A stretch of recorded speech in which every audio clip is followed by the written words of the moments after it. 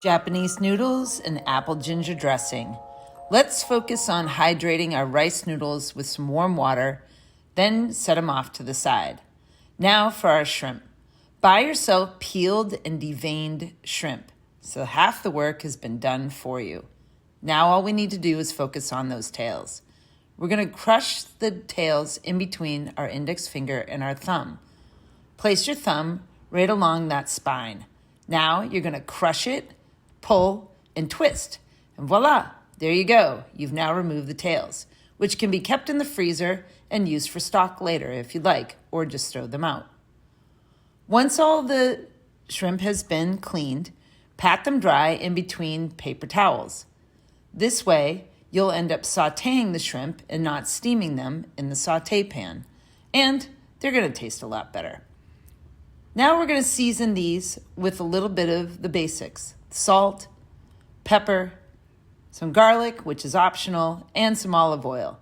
You're going to toss and then set them off to the side. Now for our vegetables. We're going to be working with Napa cabbage, some red cabbage, carrots, and a pepper. And I'll show you how to break them all down. Now let's focus on the Napa cabbage. Remove the leaves from the base. Keep the base intact. This will help to preserve the cabbage.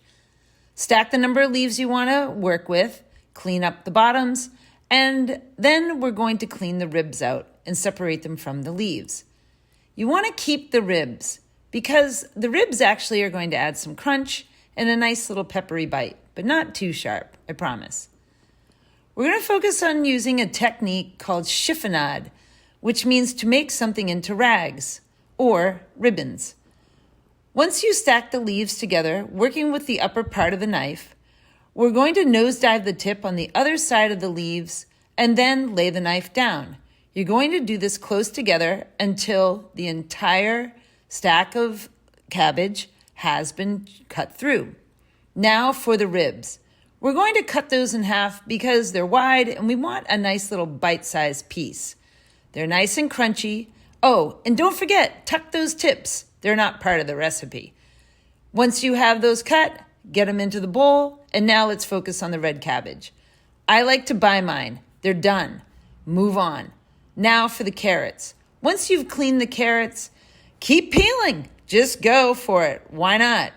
You're going to make everything into ribbons anyways, right? Because it's going to be a lot easier to eat with those noodles. Same thing with the red peppers. We're going to just slice the pepper into nice julienne strips. With the tops and bottoms, you're just going to draw the tip of that knife back towards you to make those nice thin strips and get them into the bowl. With the barrel of the pepper itself, insert the knife into the opening, work that barrel around the knife, and then remove the core.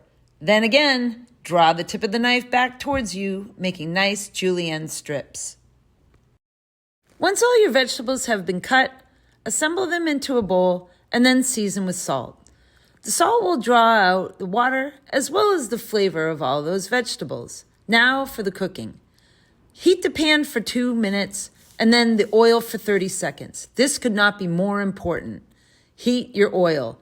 Then get your shrimp into the pan and evenly layer it out over the bottom of the pan.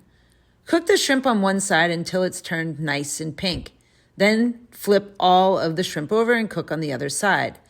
You're looking to make sure the interior is nice and white and tight to the touch.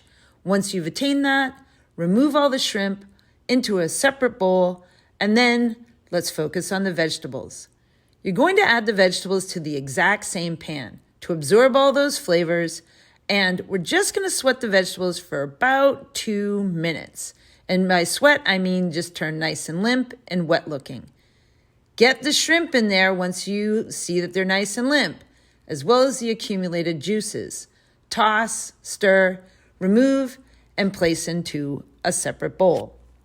Now for the noodles. We're going to plunge the hydrated rice noodles into boiling water and stir and cook for about 30 to 45 seconds, or until you've found that they're nice and limp and ready to get plunged into an ice-cold water bath. Once they're nice and cooled, strain and drain, pour them into a dry bowl, and then pour in some oil. Whatever oil you happen to be working with, go for it. I personally like sesame oil, so I like to stir it all up, lacquer up all those noodles strands, and make sure that none of them are going to stick together. Then those noodles are going to go in with the rest of the vegetables and the shrimp, and you're going to toss. You might find that the noodles don't really want to incorporate all the vegetables. That's okay. They will once we add the dressing. The apple ginger dressing is all going to be worked into a blender. You're going to find that the apple pieces will not be broken down so that they're nice and smooth.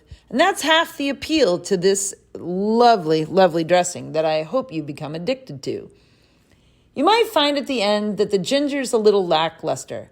If so, and you wanted that little kick of heat, add in a little bit more of the powdered ginger. Make sure you taste it. That's what's really important, and adjust to your liking. Then pour the dressing, once you've accomplished that, over the dish and toss and coat. Now add the herbs. I'm working with cilantro, both leaves and stems, and I'm tearing, and I suggest you do too, the mint leaves into it. And there you have it, your Japanese noodle apple ginger dressing. Enjoy!